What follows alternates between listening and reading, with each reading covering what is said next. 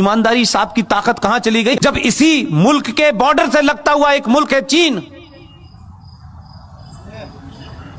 उसने कहा दाढ़ी आधी पजामा नीचे, अजान बंद, मस्जिद खत्म, रोजा आधा और मोहम्मद का नाम रखा तो ऊपर। कितने मक्कार मुसलमान हैं, ये जोकर नहीं जाता कभी। ये कहे हिंदुस्तान में खड़े होकर के कि ईरान के अंदर, चाइना के अंदर मुसलमानों के साथ बड़ी नाइंसाफी हो रही है, यहां से कहोगे यहीं से उठवा लेगा वो। एक लफ्ज नहीं बोले। आपको जवाब देना आना चाहिए। ये जो ताकतें हैं जिन्होंने इस देश में हिंदू मुस्लिम भाईचारे की आड़ में इस देश को मुसलमानों ने खोखला कर दिया। केरला बन गया, कोई मुसलमान नहीं बोला।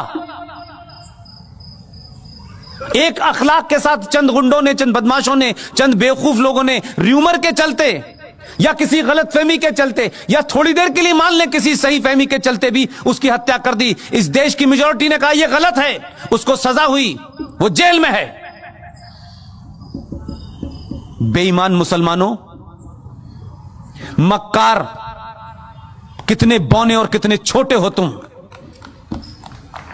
क्या किया? 5.5 लाख कश्मीरी हिंदू पंडितों को, जहां मुसलमानों का राज था, आपने उनकी पूजा पद्धति के कारण मस्जिदों और कुरान का सहारा लिया। 5.5 लाख कश्मीरी हिंदू पंडितों को अपनी ही धरती से मार के भगा दिया।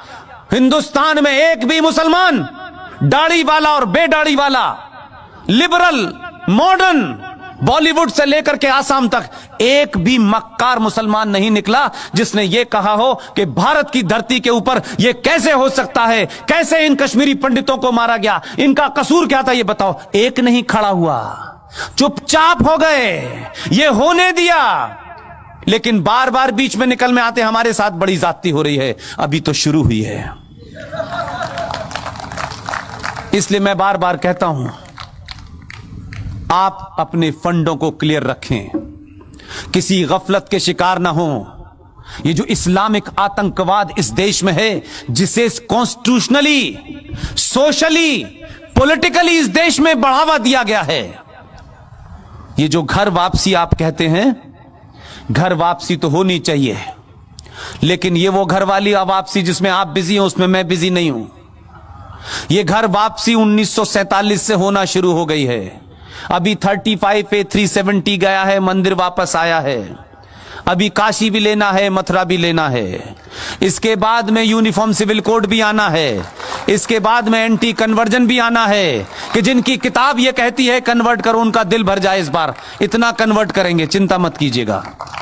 इसलिए आने वाले दिनों में बहुत सारे बिल तैयार हैं। इसलिए मैंने आपसे कहा, चुनाव के हार जीत से कोई फर्क नहीं पड़ता है। चुनाव हार जाएं, लेकिन राष्ट्र नहीं हारना चाहिए। आप सब लोगों ने मेरी बातचीत सुनी और आखिर में सिर्फ इतना ही कहता हूं, सनातन के परिवार का हाथ पकड़ लीजिए, दुनिया में किसी के पैर छूने की हिम्मत जरूरत नहीं पड़ेगी। बहुत बहुत शुक्रिया, थैंक यू वेरी मच।